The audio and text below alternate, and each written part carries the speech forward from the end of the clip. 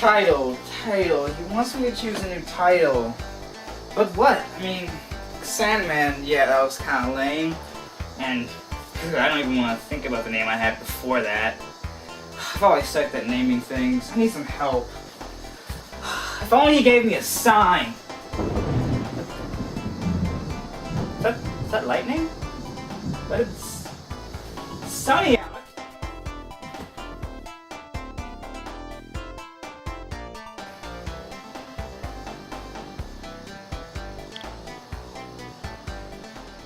I got it.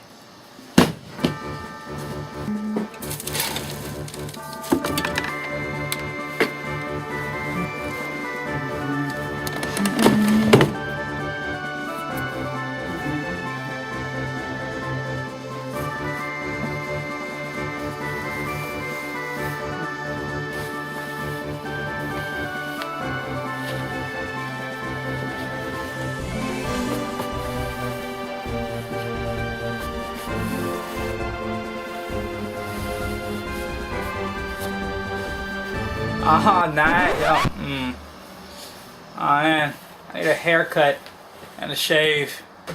Look like a freaking monkey. I don't want to get hair all over my reviewer clothes. I guess I'll get undressed and do this again.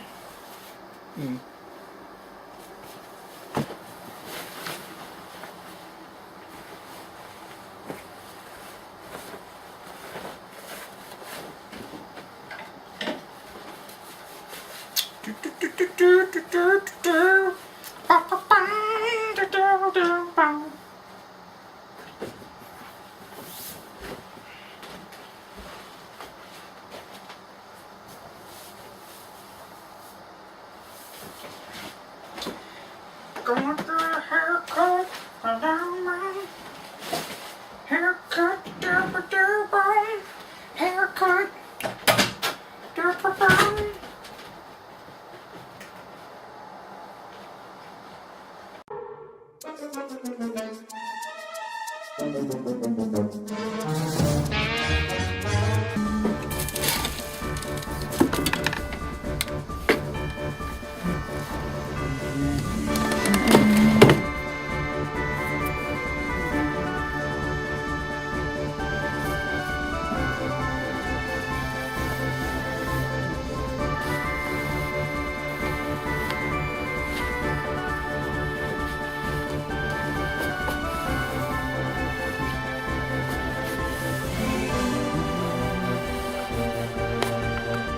Yo, hello everybody, and welcome to SCR, Episode 5, Review Issue Number 11. In this issue, we deal with evil clones, ticking time bombs, and our favorite characters stalking fast food. I'm your host, Geki the Reviewer, and welcome to the Sonic Comic Book Retrospective.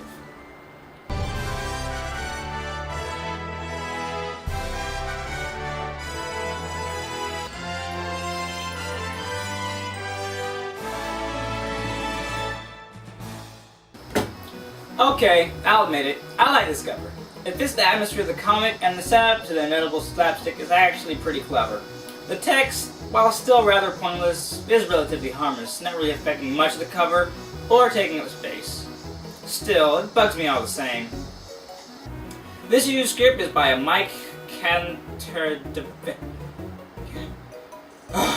Mike, white person name, and Ken Penders. I question as to exactly why a comic like this we need two writers writing the script, but there are 3 stories here instead of the usual 2, so I'm just going to assume there was some division of the work and leave it at that. Still seems rather pointless, but hey, I'm not the one signing these guys' paychecks. The comic, The Good, the Bad, and the Hedgehog opens up with the Freedom Fire sticking out of one of Robotnik's factories that is currently in the process of spewing out an unrealistically large amount of waste into a river. What could Robotnik possibly be doing to produce that much waste? Non-specific evil things? Really, it seems like the Freedom Fire stop Robotnik's factories from polluting the environment more than they actually do with whatever the hell he's trying to produce in there in the first place.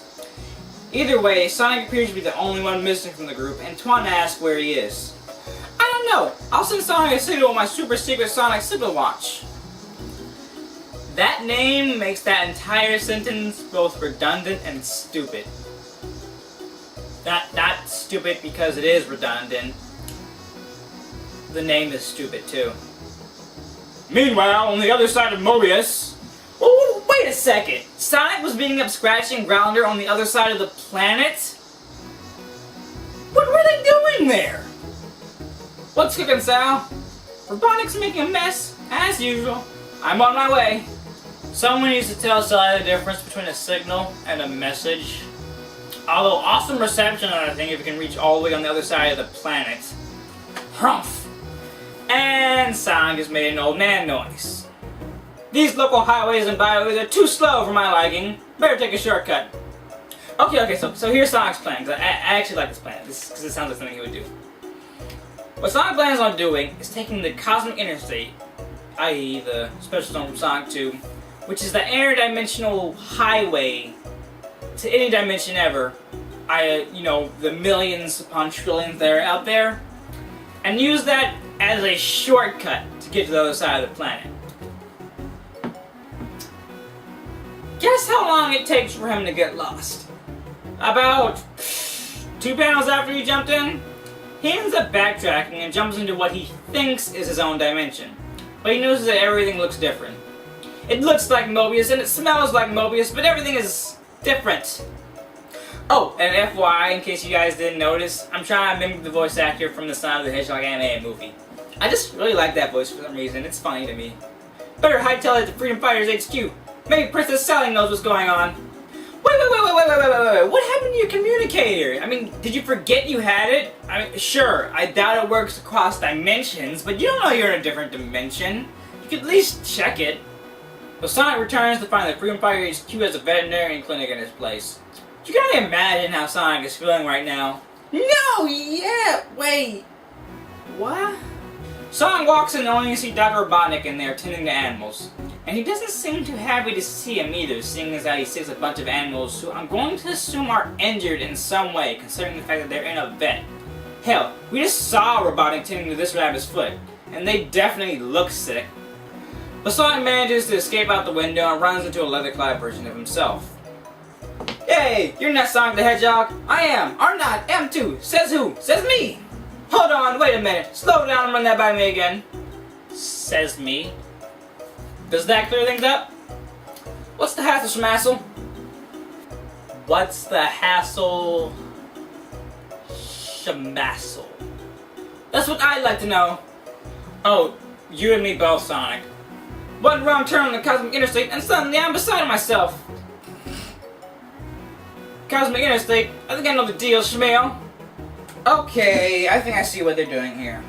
Thing 2 here is talking in a way similar to Sonic in the original Sonic the Hedgehog cartoon spoke in. The problem with that is that, in the context of this book, we have yet to hear Sonic himself speak like this. Meaning this is a quirk specific to this leather-clad Sonic. So this Sonic is a huge dork. I'll draw you a picture, but it ain't gonna be a very pretty one. Dang it, if I knew I was gonna be voicing an anti-Sonic, I would have worked on my Brooklyn accent before this review. He then proceeds to explain a lot of jargon that doesn't really make a lot of sense, but basically boils down to Sonic ending up in the anti-dimension, where everything is opposite. Welcome to the reverse universe. An anti-universe? Really, comic? That's so lame. What's that motherfucker? What the hell are you coming into my show cursing like a f***ing idiot? Oh, you don't know me? I'm you! The anti-you! Anti-Geki! Anti-Geki? I've been Geki for 5 minutes. How do I already have an anti-version of myself? My character hasn't even been established yet. Oh, shut up and get out of that chair. I'm taking over now. I gotta tell everyone how awesome these comics are. Or do I have to use force? Haven't you ever heard the old saying, never take a gay-looking sword to a techno gunfight? Ah! Some mysterious kind of technology. Wherever did you purchase that? Oh, nuh-uh. Don't you even dare. Get out of here, Tweedledork. Idiot. Wait, did he have one of my hats? Here, the freedom fighters fight against freedom. We're also really interested in them. And just like every other dimension, yelling all of our sentences. And kindly old Dr. Robotnik is left picking up the pieces. Ooh, how I dislike him. Oh? Do you really dislike him? Do you dislike him enough to tattoo the word dislike on your teeth? And when Sonic dislikes someone, he stays disliked. One of these days, me and the boys are going on top of this tower of healing once and for all. How does someone have such a strong vendetta against a freaking hospital? Well, not that this doesn't interest Sonic, although it clearly doesn't, but he has to make it back to his own universe so he can help his friends. Anti-Sonic, seeing the opportunity to have a little fun, decides to make it hard for him. After racing around the planet a few times, really? He could race around this planet multiple times, but doing it on his own dimension would be too slow? Really? Well, after defying logical thinking, Sonic decides to apply some of his own and leads Anti-Sonic back to the vet for a checkup. See what I did there? I put a one-liner in my review. You don't get stuff like this anywhere else! This ends in Anti-Sonic getting captured and Sonic quickly explaining what's going on. Let me stethoscope you out! Okay, that's 2 puns so far in this issue alone that has made me laugh. Either these puns are getting better, or my sense of humor is beginning to dull. You guys will tell me if I start becoming less funny, right? Sonic manages to get back to his own dimension with an invention from Anti-Robotnik in tow that helps him suck up all the sludge from the river and turn it into... bubbles? Fucking bubbles! He really just managed to turn the water pollution into air pollution, so pick your poison, I guess. And somehow this makes the factory... explode? What?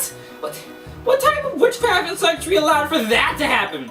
That's like a toilet blowing up because you didn't poop in it enough. That doesn't make any sense.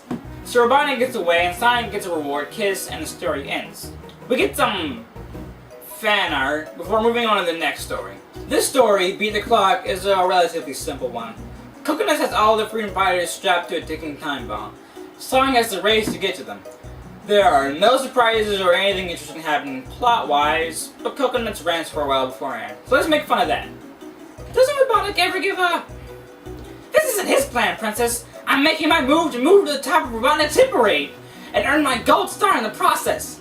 Scratch made mincemeat out of crab meat when he deep sixed Sonic for 16 seconds, and then he fouled out.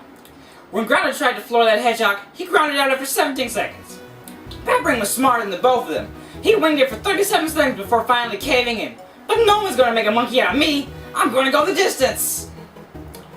Wait, so they're rewarded not for doing any substantial damage to the freedom fighters, but just for lasting the longest against Sonic.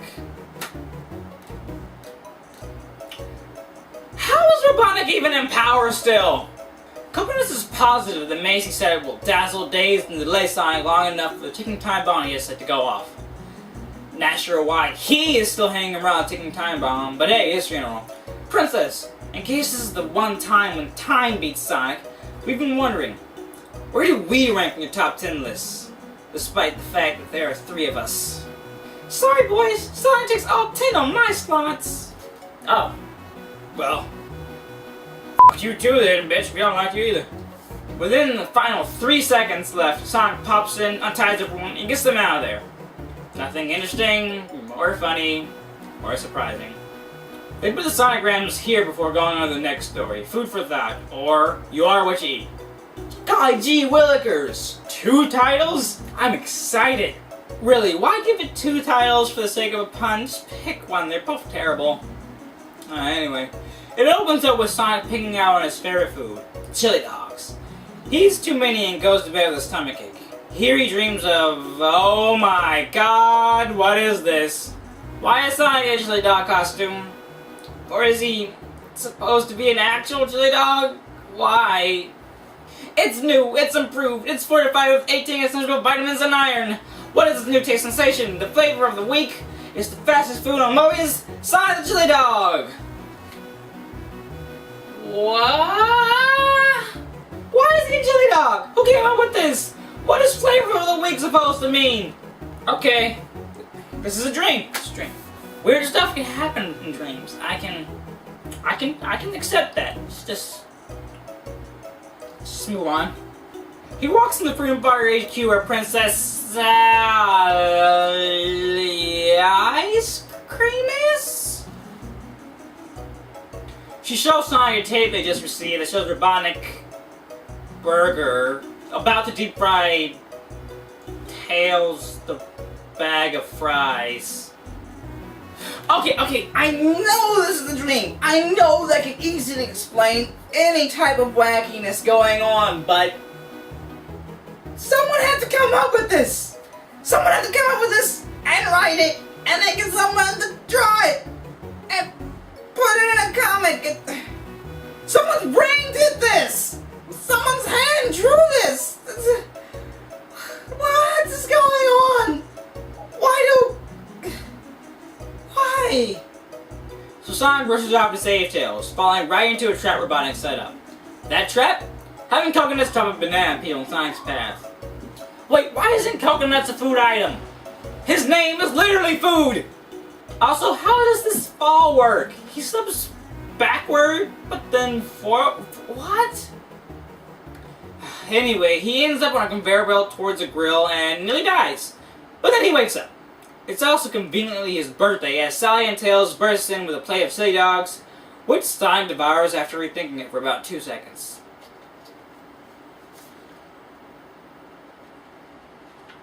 That's probably the greatest thing I have ever read!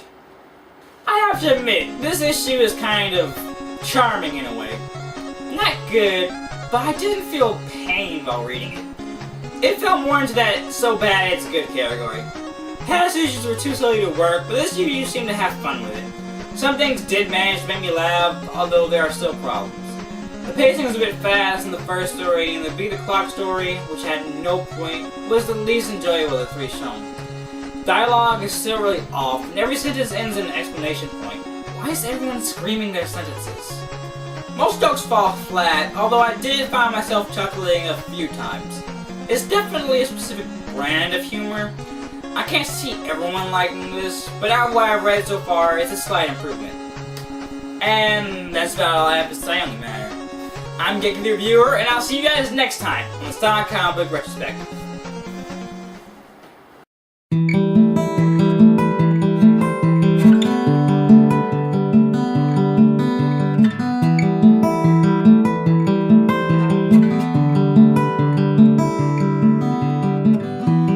What if the world was made of glazed donuts? You would be like, man, that's fucking sweet. I can't believe the world is made of donuts. What if your hands were made of hot pockets? You would be the first one to be eaten in survival situations. What if your thumb roared like a dinosaur? What if you peed out of your nose?